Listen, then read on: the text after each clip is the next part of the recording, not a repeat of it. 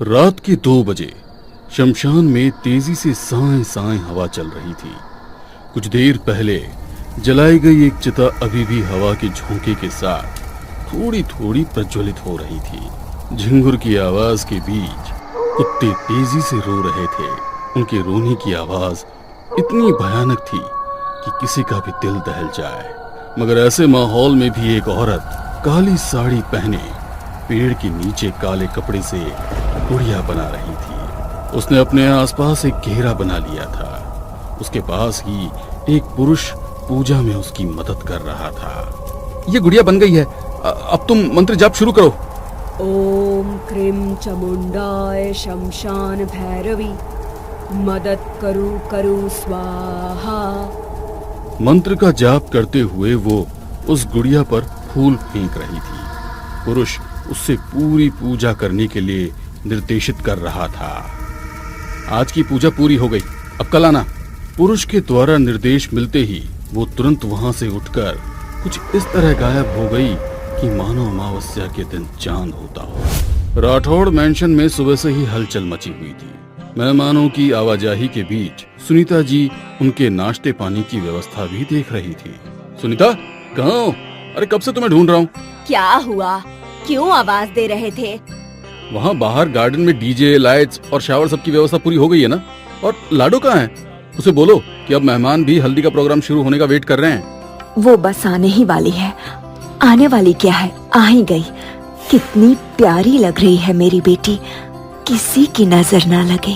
दरअसल राठौड़ मैंशन में सुनीता राजेश जी की बेटी प्रणीति की शादी के फंक्शन शुरू थे।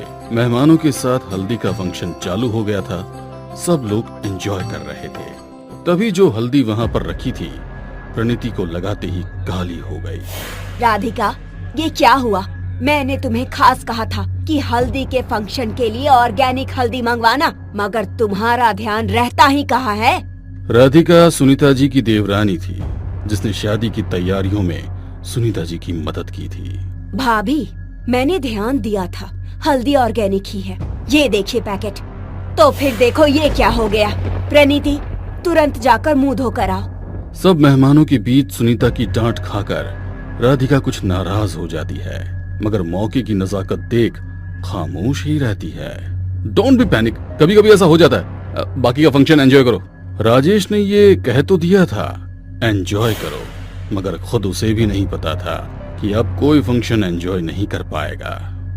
देर रात वो औरत फिर शमशान में बैठी अपनी पूजा को कंटिन्यू कर रही थी। अगली सुबह सभी लोग शादी के आगे के फंक्शन के लिए मैरिज हॉल रवाना होने वाले थे।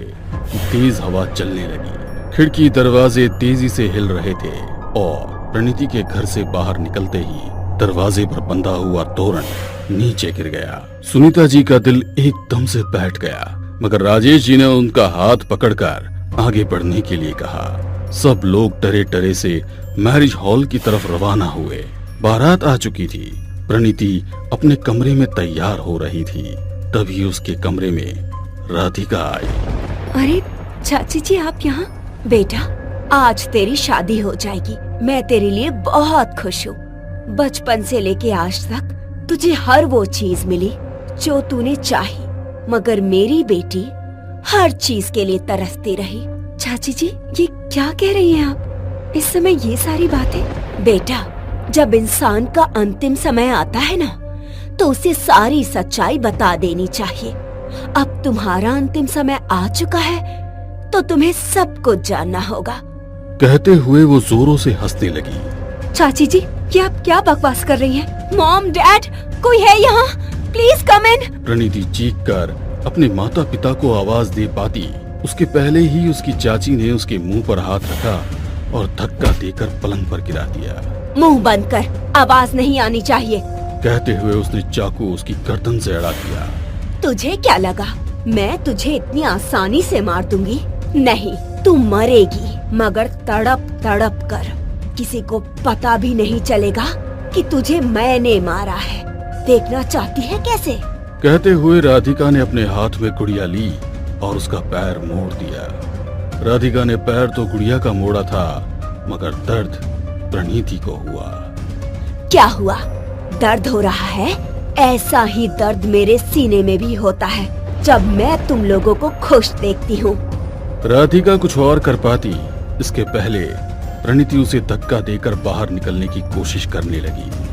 प्रणीति, रुक जा। अगर तूने एक भी पैर इस कमरे से बाहर निकाला तो तुझे पता है ये दूसरी गुड़िया कौन है। दूसरी गुड़िया तुम्हारा होने वाला पति साहिल है। देखना चाहोगी तो देखो।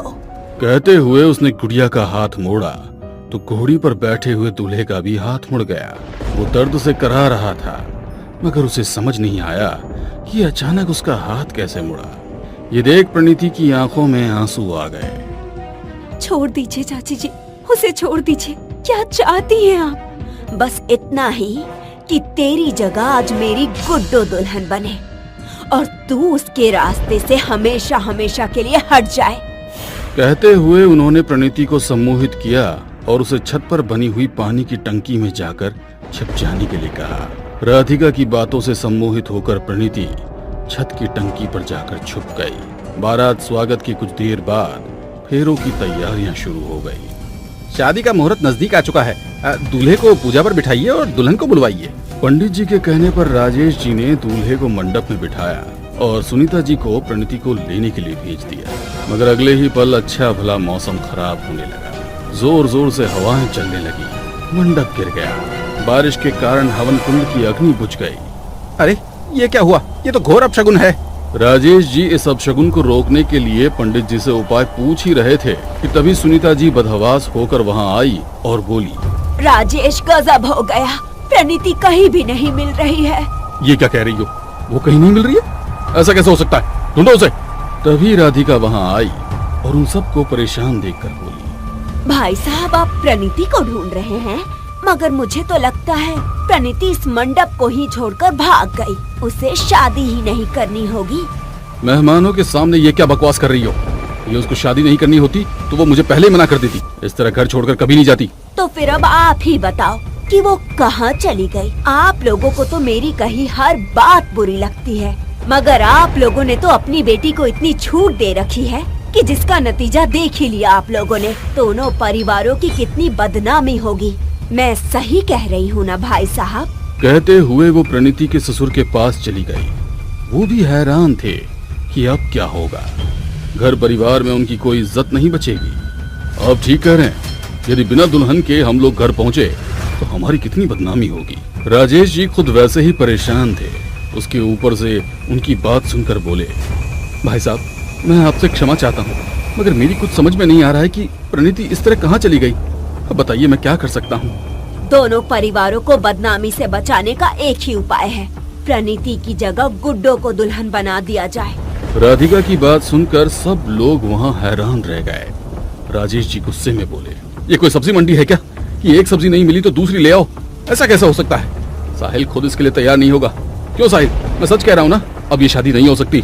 मगर राधिका के पास साहिल का वुडू डॉल था जिसे सम्मोहित कर राधिका ने उससे शादी के लिए हाँ करवा ली।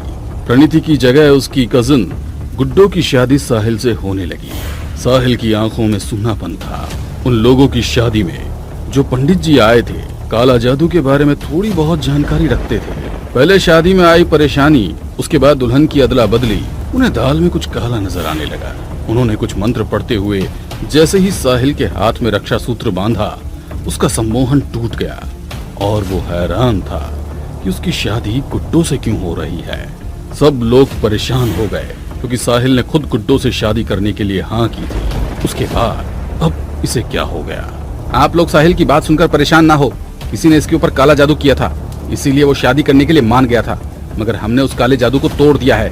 पंडित जी की बातें सुनकर राधिका गुस्से में लाल हो गई और तेजी से चीखते हुई बोली, आपको क्या लगता है आपने साहिल को बचा लिया? नहीं, आपको नहीं पता, साहिल और प्रणीति दोनों की जान खतरे में है। अगर ये शादी रुकी तो दोनों अपनी जान से हाथ धो बैठेंगे। समझ गए ना आप लोग? साहिल, अगर तुम चाहते हो कि प्रणीति जिंदा रहे तो ये शादी कर लो। राधिका, ये क्या कह रही हो तुम? प्रणीति कहाँ है? राधिका की आंखों में हैवानियत नाच रही थी। उसने अपने हाथों से छत की ओर इशारा किया। छत की मुंडेर पर प्रणीति खड़ी हुई थी। वो किसी भी वक्त वहाँ से छलांग लगा देती। आप ये शादी होने दे रही हैं या मैं प्रणीति से कहूँ कि वो छत से कूद जाए? राधिका, तुम ये क्या कह रही हो? प्रणीति छत से कूद जाए? तुम ऐसा नहीं कर सकती हो। तो हो जाने दीजिए ये शादी, वरना। कहते हुए राधिका ने वो वुड्डू डॉल निकाली तो उसकी बेटी गुड्डू, जो अभी तक सारी बातें सुन रही थी, उसने तुरंत उठकर अपनी माँ के हाथों से वो वुड्डू डॉल छीनी और हवन कुंड में डाल दी। माँ, आप इस तरह मेरी शादी जबरन नहीं कर सकती। आपको कोई हक नहीं है कि आप प्रणीति दी और जीजू को परेशान करो। मैं तो ये तेरे भले के लिए कर रही थी, मगर। राधिका कुछ और बोल पाती उससे पहले उसके कपड़ों में आग लग गई थी। गुड़िया के साथ साथ वो भी जल रही थी। उसका किया हुआ जादू उसके ऊपर ही लौट कर आ गया। प्रणीति और साहिल दोनों की शादी धूमधाम से हो गई।